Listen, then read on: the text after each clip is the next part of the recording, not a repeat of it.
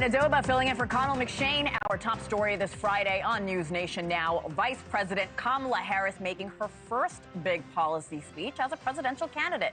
She just moments ago finished laying out her economic plan in Raleigh, North Carolina.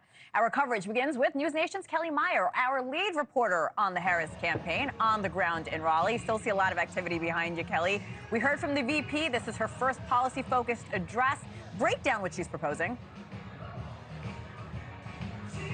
Yeah, and you might catch a glimpse of the vice president just behind me as she's saying hello to her supporters here in the room. So she's going by one, shaking hands and giving hugs and talking to those that came out to support her today here in North Carolina. This, as you mentioned, she gave some more details on what exactly she is going to focus on in the Harris-Walz administration. She started first with tackling the economy, something that has been criticized during the Biden-Harris administration and their handling of the economy. And it was interesting in this speech, she talked about building off of what she and Biden have done. She said our country has come a long way since President Biden and I took office. So she said she was going to build on that foundation, but she said many Americans still don't feel that progress in their lives. So trying to say that the economy is the strongest it's been, the strongest in the world, but that there is also work to be done. So she talked about a few different areas, and she titled this Opportunities Economy. She said she's going to talk about this more in the weeks ahead,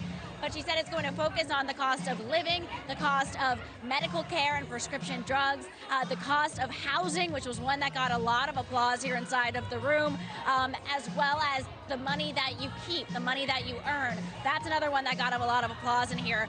But it was notable that while she gave specifics to what she was going to look at, exactly how she was going to do this was kind of lacking the description here. Obviously, she gave the overview here in this room, not a lot of details, but we did get a sense of what she is looking at, Hannah. I agree with you. Not too many details. It seems more of a reboot of a Biden economic policy, but you'll keep an eye on that, I have no doubt. She picked North Carolina as the state to make her first policy speech. What's Harris's campaign saying about its chances in that state where you are?